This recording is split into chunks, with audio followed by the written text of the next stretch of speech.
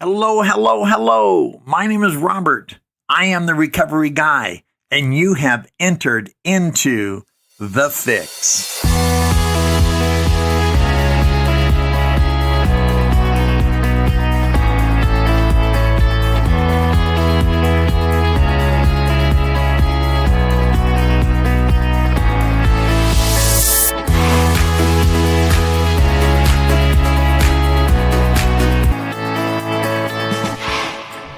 My name is Robert, and I'm a recovered alcoholic. I was speaking with Tammy before the meeting started, and she said, I'm interested to hear what you have to say tonight. I thought, me too. I would say there's 3 talks I give. The talk I've been planning since Tuesday, the talk I will give, and the talk I tell myself I should have given 5 minutes after this meeting is over. I do want to say, though, I'm especially grateful to my friend Tom Sr. It's not easy. I've been here since May of this year, and it's not easy making friends, although you have a group of ready-made friends the minute you step into a room of Alcoholics Anonymous and say, my name is Robert, or whoever you are, and that you're an alcoholic. You automatically have a group of people who know where you come from and know where you want to go. And so I especially am honored tonight that my friend Tom Sr. would be here. And I appreciate you very much. And a lot of the people in the room I have met before, and thank you for being here as well. My sobriety date continues to be April 25th, 1986. I got sober in Las Vegas, Nevada. And I owe my sobriety to great sponsorship. I had a sponsor for 32 years, and the sponsor I have now has been sober 46 years, and he's known me from day one of recovery. And so if you're new or relatively new, get a sponsor, do the steps, because as it says in chapter 5, rarely have we seen a person fail who has thoroughly followed our path. Those who do not recover are people who cannot or will not completely give themselves. It says, half measures availed us nothing. We stood at the turning point. We asked his care and protection. So if you think you can find an easier, softer way, let us know how that works for you. Because we're all looking for an easier, softer way. But we couldn't find one. And so we're left with the steps in the big book of Alcoholics Anonymous. And that has been our journey to recovery and to a state of wellness we never could have found had we not entered the rooms of Alcoholics Anonymous. And we now know who the bell tolls. It tolled for thee. And so, because all of us get here through what I call coercion. I was talking to a guy the other day at a Thursday night meeting over in Flagler, and he said, I want you to know I got here on my own. I said, I hope you haven't told this to a lot of people, because they would laugh at you the way I'm going to laugh at you. And he said, no, I really did. I got here because I thought it'd be a good decision. I said, well, what made your decision? He said, I went to the doctor. He told me I had cirrhosis of the liver. And I thought, well, I thought I was going to die, and somebody else got tired of having the locks changed, or got tired of losing a job, or got tired of not being invited to birthday parties or Christmas parties, all the reasons we come here. No one that I've ever met in my 39-year journey got here because you were a good, well-thinking person. The best decision I ever made was the bartender pouring me one more drink. That was the only decision I made that I thought was to my benefit. Other than that, we all get here, and it doesn't matter why you get here, it matters why you stay. Because why you stay will determine the quality and the quantity of your sobriety moving forward. And because if you're alcoholic like I'm alcoholic, and I trust you are, although the free food would have been enough to keep me, we get here for different reasons, but we stay for the same reason. Because not drinking is the absence of something. We remove alcohol from our life and we're technically sober. But recovery is a whole different story. If I wasn't a real alcoholic, if I could just do step 1, I would have done step 1. But the insanity of my life does not reveal itself until I'm sober. That's why step 2 is after step 1. 2 is after 1. I figured that out after my relapse. I thought, what can I do? How can I sound like you, to be like you, that you might mistake me for you? And that worked. I tell people that worked right up until I got drunk. Because I was one of those individuals who was bound and determined to tell you only things about me that you wouldn't view me the wrong way. Because I thought if you really knew who I was, where I came from, what I did, who I did it with, I'd be the first person in the history of Alcoholics Anonymous that you would ask not to come back. And that's laughable to me now, because I've seen some of the people you've asked to come back. And many of them are worse off than me. But I couldn't be honest with myself. I couldn't be honest with you. I could concede to my innermost self, because I had a friend of mine, Tom Bennett, in recovery. He was my first detox counselor back in February of 1986, and at the Nevada Treatment Center. And Tom said, it's 3 o'clock in the morning and the lights are out and nobody else is there. You know what the truth is. So on page 30, where it says we had to concede to our innermost self that we were alcoholic, this is the first step in recovery. I had done that for a long time. I might have told my wives, family members, my employers a different story. You were the problem. Don't tell me I have a problem with alcohol, because telling an alcoholic they have a problem with alcohol is like telling another person you have a problem with air. And you would say, I have to breathe. I have to intake this air. If I don't breathe, I'm going to die. Well, that's the way it is with many of us. If I didn't drink, I didn't know how I was going to get through a day. And over any considerable period, it really is true. Over any considerable period, things get worse, never better. We think they're getting better because we're drowning out all the noise. But it's actually getting worse, because alcoholism is a progressive disease. Again, over any considerable period, things get worse. They never got better for me. I'm a person who loves words.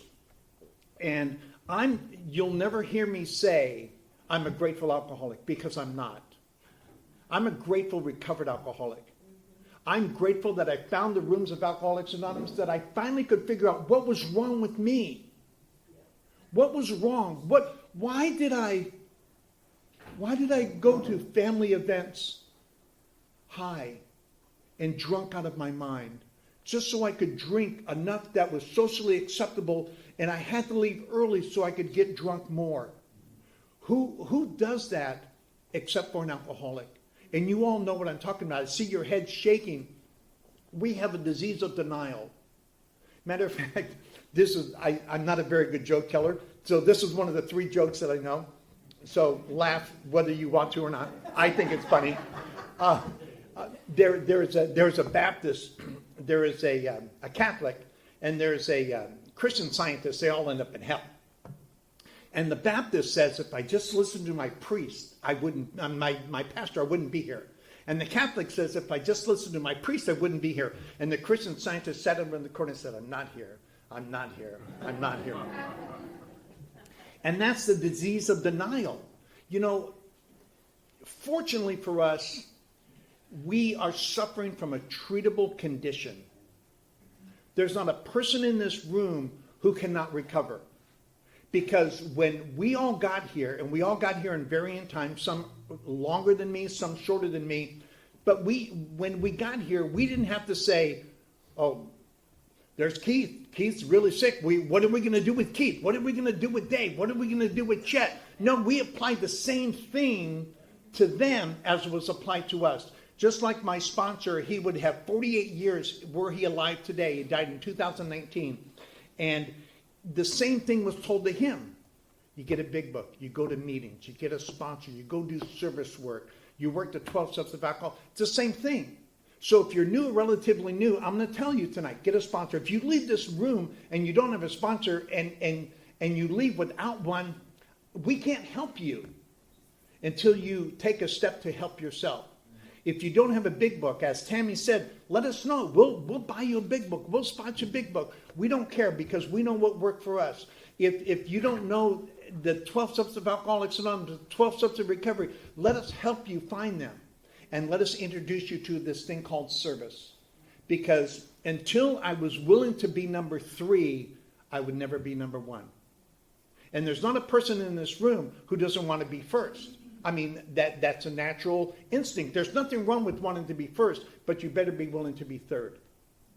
You better be willing to put God first, others second, and yourself third. then and only then can we live the life that we desire to live. I'm retired right now. I'm living life. I'm 71 years old. I'm 39 years sober.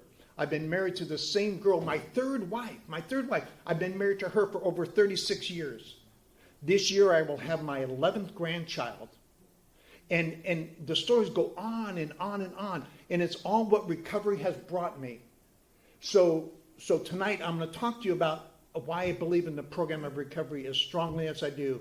As strongly as I'm standing here, as strongly as I know my car's going to get me home, as strong as I know that tomorrow morning when I wake up, and I trust I will, unless I get hit by a bus on the way home, I will wake up with a new commitment to being a better version of me than I was today, that I can be happy, I can be joyous, and I can be free. You know, when I first met my sponsor, Slow Will, he calls himself a happy, grateful, recovered alcoholic. And I met him in the rooms of Alcoholics Anonymous in Las Vegas back in 1986. And I went up to him after the meeting and I said, how can you be those things? I thought, how could somebody be more arrogant than me in the rooms of Alcoholics Anonymous? And he said to me, he said, if you have some time, stick around. I'll show you in the first 164 pages how I can be those things. And so from my earliest remembrances of recovery, my earliest remembrance of AA, I was instructed in the way of the big book. I've been accused of being a big book thumper, which I make no apologies for. My question to you is, why aren't you a big book thumper? Don't ask me why. Because if something saves our life, with Alcoholics Anonymous saved my life. I was just once as hopeless as Bill. I couldn't get out of the bar on a bet. Matter of fact, on a bet, my first exposure to 12 steps of recovery was Gamblers Anonymous. I lived in Las Vegas, and by the time, because at some point alcohol just wasn't enough for a guy like me. So I had to have other behavioral challenges that occurred along the way. I became a compulsive overeater. Obviously, drugs played a big role in my life. I was addicted to pornography. I binged and purged 3 times a day, and I was a compulsive overeater. And so that was just because I was just exposed to Las Vegas. So interestingly enough, when I first went to Gamblers Anonymous, I thought, because the first rule of every good alcoholic is to protect the supply. You can touch anything you want, but just don't touch my alcohol. We would never say that, because we would be admitting that alcohol is doing for us what we couldn't do for ourselves. But I would never admit that to another person. So I thought, well, if I stop doing this, if I stop doing that, I tried to narrow things down enough to where I could still drink, but still have the things in my life that I wanted to. And so I started going to Gamblers Anonymous, and I cut down on my gambling, but I noticed I wasn't going to casinos as much, but I was drinking in other places. I was drinking more in my vehicle. I was drinking more at home. My drinking actually increased because my anxiety increased. And when you drink, like many of us drink, alcohol is medication. You know, Father Martin says alcohol would put to sleep the things which made me feel uncomfortable.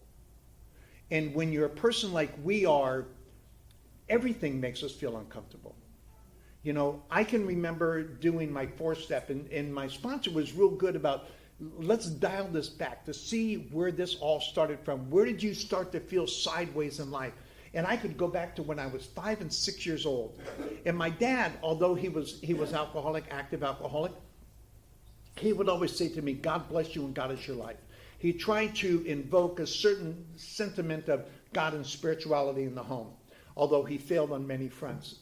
Though, I'll tell you the end of the story, we became great friends because he was sober and I got sober, and we became great friends before he passed away back in 1988. But I would have a semblance of God, and I would lay there at night and I would think, if God is real, why does it hurt so much being me? So at the age of 6 years old, I was hurting. By the time I was 14 years old and I had my first drink, I thought something miraculous had happened. All the things that I was afraid of, I was no longer afraid of. All the things that I thought were going to hurt me seemed to be minimized. And I drank the first time because I could get away with it. I drank the second time because of what it did to me the first time. I would tell people, when you come from nothing and you are nothing and you're always going to be a nothing, when alcohol could make you an almost, that's the top of the world. When you realize you're only going to be an almost and what you found makes you an almost, that's quite exceptional. Family members couldn't do it. And I was the middle child of 7 kids, and I had friends and all the trappings that you would think I would be happy, but I was miserable. I was shy. I was afraid of myself. I was afraid of others because I always thought you would see me for who I was. I went to bed till I was 11 years old, and when you grow up with the name of piss pot, it's not a very good thing, and you feel bad about yourself already, and you don't want to have friends come over your house because they're going to smell the urine in your bedroom, and they're going to know that you're different, that you're less than they are, and that's how I grew up, and the madness in my home. So again, by the time I was 14 years old, and this is how alcohol will catch up to you. As a periodic drinker, when I was 14 to 18 years old, it didn't take long. And F. Scott Fitzgerald says, first the man takes a drink, then the drink takes a drink, then the drink takes the man. And by the time I was 18 years old, on January 3rd of 1972, I walked into the registrar's office. I moved to Oregon at this time. I was living in Southern California, moved up to Oregon, going to Corvallis High School. And I walked into the registrar's office and said, I'm dropping out of high school. And they said, you can't do that. I said, I can do whatever I want. I'm 18 years old. It was the first time in my life I showed you I'll kill me. It was the first evidence of me being defiant and being angry. And I thought I did it for wonderful reasons. I dropped out of high school just so I could join the Air Force and drop out of the Air Force. And it just laid up a series of dropping out of life.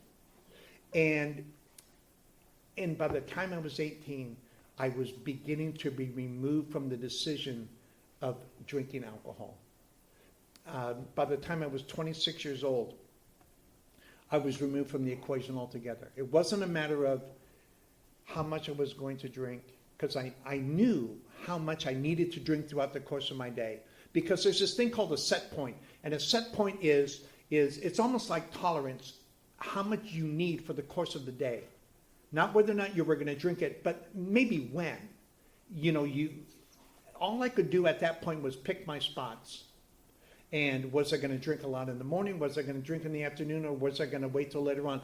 But whether or not I was going to drink or how much I was going to drink has already been decided for me, because I have this thing called phenomenon of craving. And just so we're square here, when I consider myself a recovered alcoholic, it's because I read the big book of Alcoholics Anonymous. The first 100 said, we are 100 average Americans. We wrote this book to show you how we have recovered from a seemingly hopeless state of mind and body. I will never recover from the phenomenon of craving. My DNA is never going to be back and reconstructed in a way that I can ever drink safely again. I know I can't, but I'm recovered from a seemingly hopeless state of mind and body. And what's interesting about that is I was never hopeless in my mind or my body. It just seemed that way. And perception is reality. And when something seems that way, it might as well be that way. And so one of the reasons I drank was to find balance in my life. That no matter what was out there, and I thought everything was designed to harm me because I could not experience it, I could not accept it. And that was no matter where I was, whether I was at home with my wife, whether I was at a family function, whether I was at church, no matter where I was never comfortable with being me. And it set up a calamity that I found out that moving is called geographics. I found this out in Alcoholics Anonymous. I moved from here, and they said, "Yeah, you did a geographic," and I finally attached a term to that. And when I moved to Las Vegas, I moved to Las Vegas 6 years before I found the rooms of AA. And in that short period of time, and I say it was relatively short because had I not moved to Las Vegas, I might have died a slow death of alcoholism. I was going to die of alcoholism if I didn't get sober anyway. But one of the things that Las Vegas did to me was it turned a fender bender into a head-on collision.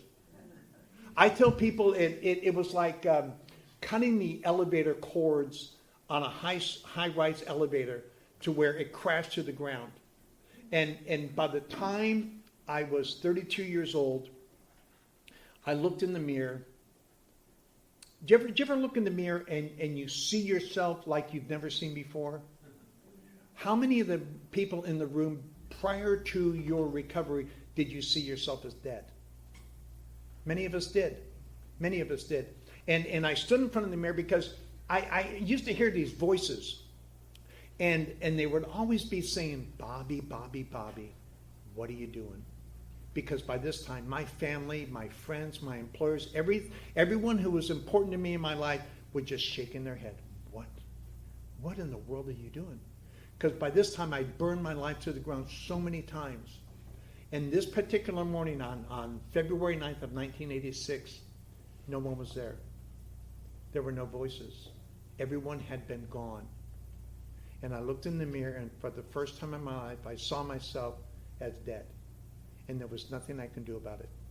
When you're 32 years old and you see yourself as dead, to me, that scared me to the point where I went to treatment that morning. Within an hour, I was within treatment. I went out and I looked in the yellow pages, back in those days where we had phone books and yellow pages and things like that. Of all things, I looked under alcoholism. And if you would have asked me, am I alcoholic? I'd have told you no. But for that particular day, I looked under alcoholism. And I called these treatment centers and I said, my name is Robert. I think I need help. They said, do you have insurance? Do you have a job? Do you have money? No, no, no. Click. I called my next on the list. Do you have insurance? Do you have a job? Do you have money? No. And by the time I got to about the fifth or the sixth, an intake counselor from the Nevada Treatment Center said, if you can get here in a half hour with $50, we'll talk to you. And when you think you're going to die, hearing that was life-changing for me. I wasn't ready to admit I was alcoholic, but I knew I needed help because all the voices were gone. And I didn't know that what they were going to do. I just knew that what I was doing obviously wasn't enough because I was alone as anyone could ever be. And no one knows loneliness like we do. We could be in a room filled with people, in a bar, in a trap house, in anywhere, in a family situation, and we feel alone, isolated, because no one understands, and we don't understand why they don't understand. Can't you see I'm dying? But we can't tell them that we think we're dying, because they're going to say, well, just stop drinking. And we can't stop drinking. You know, at a point, alcohol was a solution. But then it became the enemy. And here I was, 32 years old. I was at my end of my rope, what I thought was the end of my rope. And I went into treatment that morning, and I got introduced to Alcoholics Anonymous. But again, the whole honesty thing was very challenging for me because I couldn't let you discover who I was. I couldn't tell you where I'd been, who I'd been with, some of the despicable things that I've done along the way. And I wanted to be like you so much so that I got close. As close as I could get, I started to mimic you. I started to say all the cool cliches. I started to memorize the big book. I thought if I could sound like you would accept me right where I was. But I didn't realize that your recovery was your recovery. I had to own my own recovery. I had to be honest. For me, being honest for you wasn't going to make it. And so I got introduced, and I knew that I was powerless over alcohol. But what I wasn't ready for was what they talk about in the doctor's opinion. And I like this portion of the doctor's opinion because it talks about it from a non-alcoholic standpoint. It talks about alcoholism from a physician standpoint. It talks about the person who had so many problems he despaired of solving any of them, now finds himself easily able to control his desire for alcohol, the only required to follow a few simple rules. Then it says Dr. Silkworth, to paraphrase him, he says, no matter how well you're trained, no matter how much you want these people to be better, us, something more than a human power is going to be required. And I wasn't ready to turn my will and my life over to the care of God. I was barely able to believe that my life had become unmanageable. I knew I was powerless over alcohol.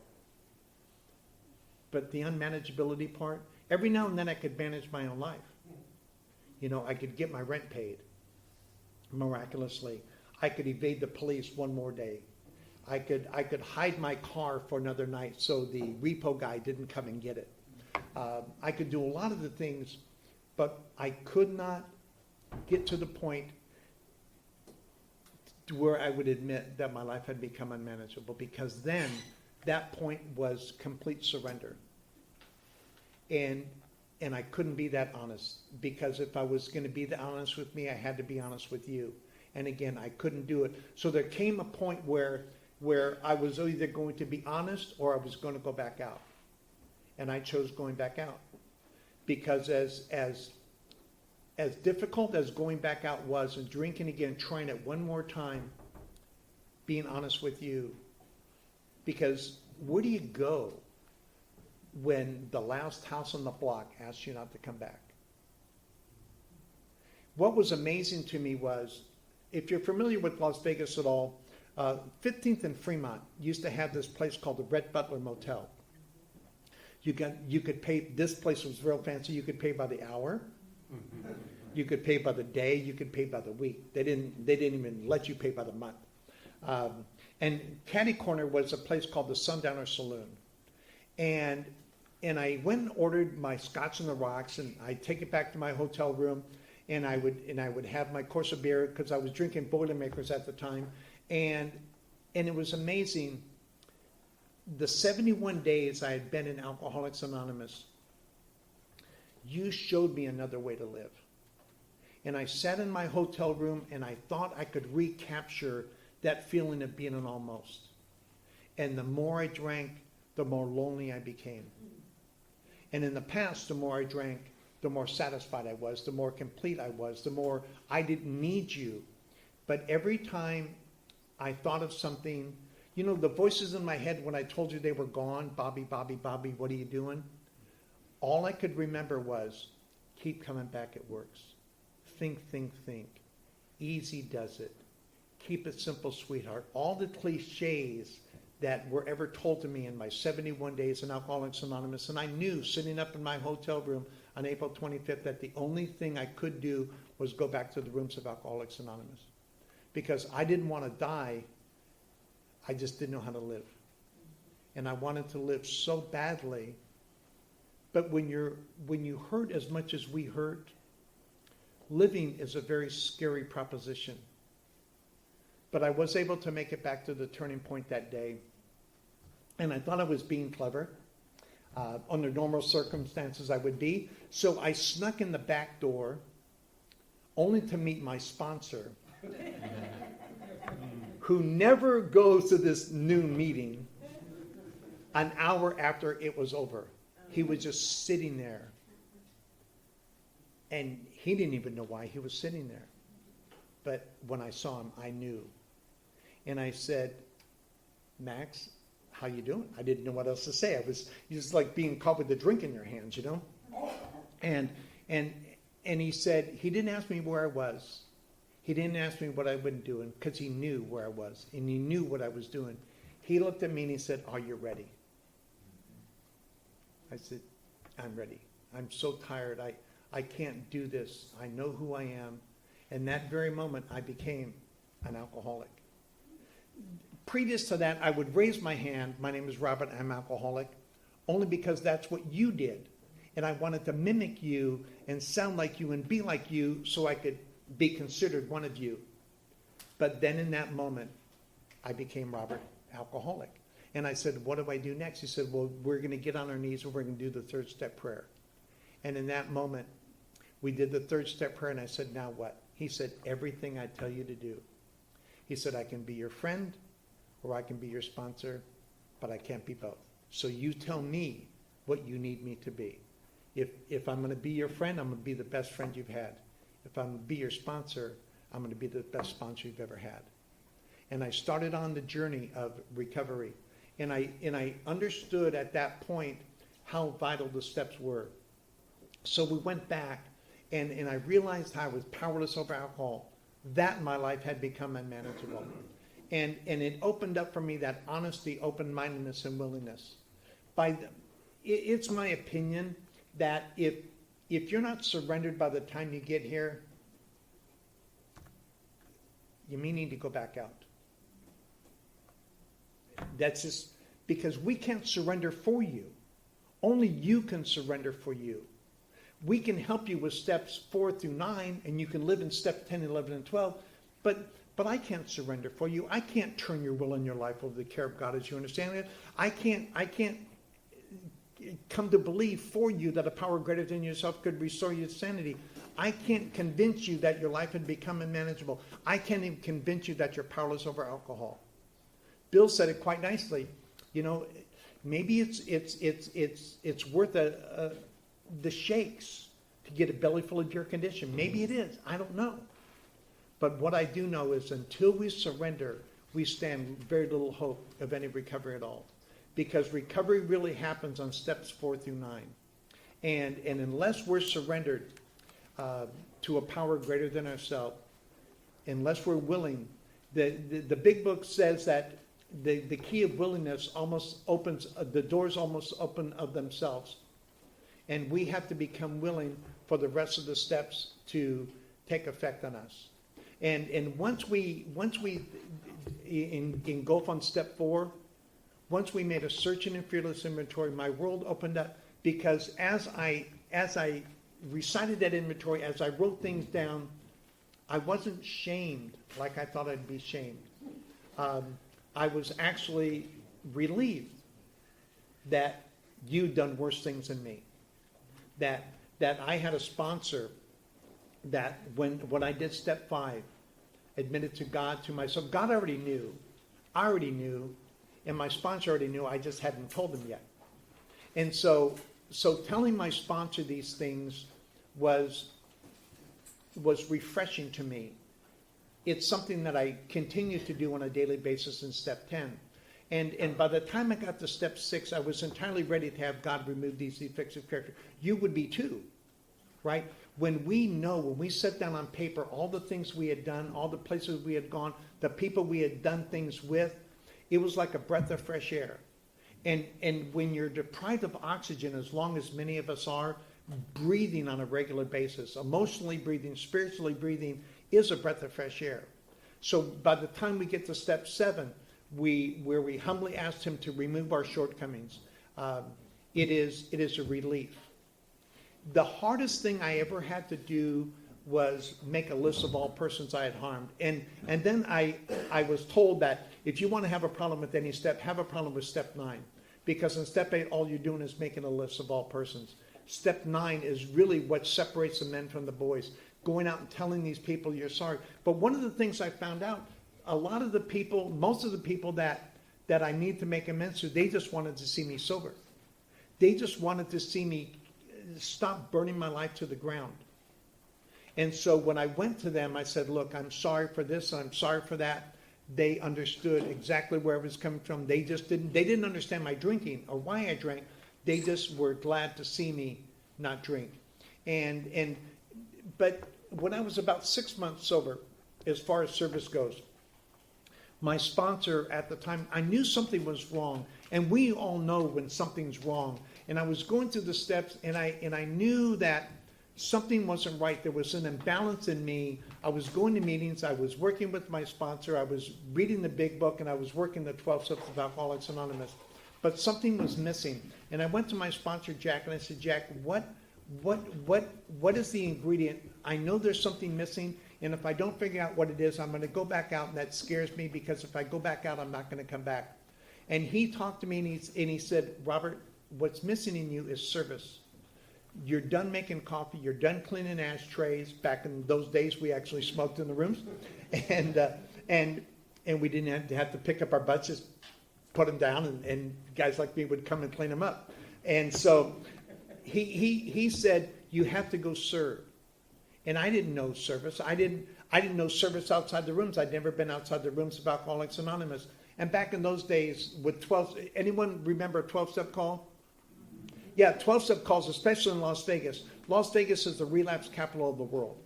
And guys would come into town on conventions, 20 years sobriety, and they would drink because they weren't used to being, Las Vegas has a grip on people that is indescribable. Although I think the hardest place anyone would get sober is right where you're at. To me, it took Las Vegas.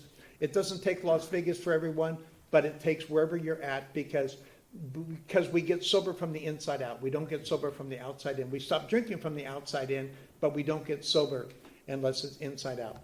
So I went to Jack and I said, Jack, what's the matter? He said, service. And that night we were on a 12-step call. And for the first time in my life, I saw what happened to a person who veered away from the program. There was a person with 20 years sobriety. We went to their hotel room, and their hotel room smelled like a bar that hadn't been cleaned. And it came to light, and I'd already listened to Father Martin and talked about alcoholism being a progressive disease because we don't pick up where we left off. We pick up where we would have been had we never stopped drinking. And this person, Father Martin says, he handles 2 beers, then he handles 4 beers, then he handles this, and then 4 quarts handles him.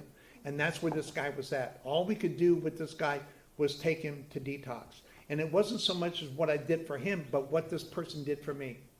Here this person was sober 20 years, which for many of us is a lifetime. And yet this person, because they weren't working the program of Alcoholics Anonymous, decided that it was better to go drink when they were in that environment. And I had a friend of mine, Pete the Greek, and Pete he passed away probably 50-some years sobriety. Pete was a room service waiter at Caesar's Palace. And I used to say to Pete, I'd say, Pete, what step are you on? He said, I'm on step 1.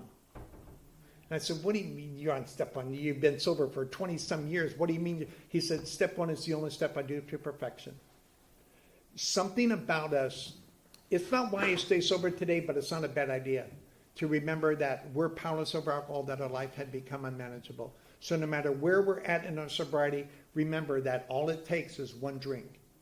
Cunning, baffling, powerful, without help it is too much for us. It says in the big book, it says, there will come a time when we have no mental defense against that first drink. That defense must come from a power greater than ourselves. And apparently this person forgot that because in their hotel room was a disaster. And all we could do was take this person to detox. And I don't know if he lived. I don't know if he died. I don't know what happened to him. All I know is we took him to. But it opened up an area of service for me. And I got H&I committees. I got on panels. I started actually working the program in step 12. Having had a spiritual awakening as a result of these steps, we try to carry this message to alcoholics and to practice these principles in all our affairs. On page 44 of the big book, and I'll turn there rather quickly. On page 44, we agnostics.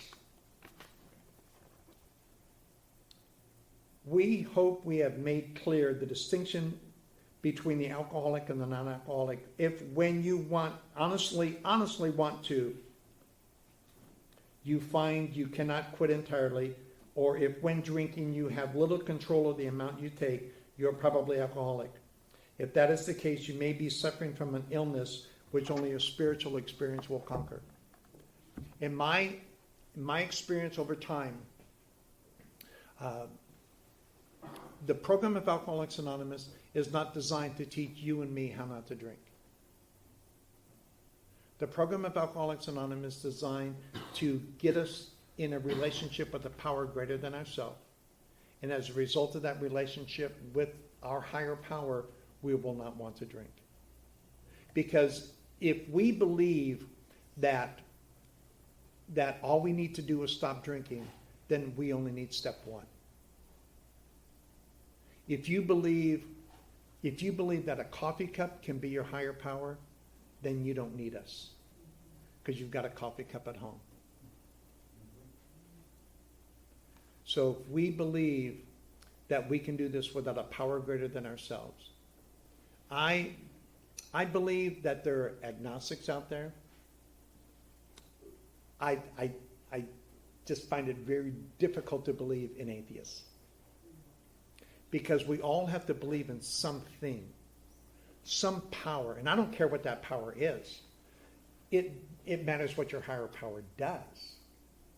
Doesn't matter who your higher power. I have a sponsee in Portland, Oregon, and his higher power is Gaius, some chick goddess. I don't know much about her, but what I know is he's been sober 3.5 years, and he's happy, he's joyous, he's free. I think Gaius is a perfect higher power for him, because we come from all backgrounds. And I'm going to close in respect of our time with page 17 of the Big Book, maybe my favorite page of the Big Book of Alcoholics Anonymous. It's called There's a Solution. We of Alcoholics Anonymous know of thousands of men and women who were just once as hopeless as Bill. Nearly all have recovered. By the way, that word recovered, recovery, recovering is 103 times in the Big Book. So if we come to think that the program of Alcoholics Anonymous doesn't talk about recovery and you don't think you can recover, what are you doing here? What are you doing? If you don't, it doesn't bother me that you don't say you're recovered, but if you don't believe in recovery, why are you here? Not for the coffee. Although I'd come back for the buffet. We are average Americans. All sections of this country and many of its occupations are represented, as well as many political, economic, and social and religious backgrounds. We are a people who normally would not mix. But there exists amongst us a fellowship, a friendliness, and an understanding which is indescribably wonderful. We are like the passengers of a great liner, the moment at the rescue from shipwreck, when camaraderie, joyousness, and democracy pervade the vessel from steerage to captain's table. Unlike the feeling of the ship's passengers, however, and our joy and escape from disaster does not subside as we go our own individual ways. The feeling of having shared in a common peril is one element in the powerful cement which now binds us, but that in itself would not held us together as we are now joined. So at some point, the fellowship is not enough. The fellowship will only take us so far. The tremendous fact for every one of us is we have discovered a common solution. That is the 12 steps of Alcoholics Anonymous. We have a way out on which we can absolutely agree. That is tradition 1. Our common welfare should come first. Personal recovery depends upon AA unity. We have a way out on which we can absolutely agree and upon which we can join in brotherly and harmonious action. This is the great news this book carries to those who suffer from alcoholism. And I don't know many of you in the room. I don't know how long you've been sober. But I hope you can be happy, joyous, and free. We are sure that God wants us to be happy, joyous, and free. This is so important. And I promise I'll close with this. Outsiders are often amazed when we burst into merriment over a seemingly tragic situation. The Big Book says, but why shouldn't we laugh? For we have recovered and been given the power to help others. My name is Robert, and I'm a recovered alcoholic. Thank you.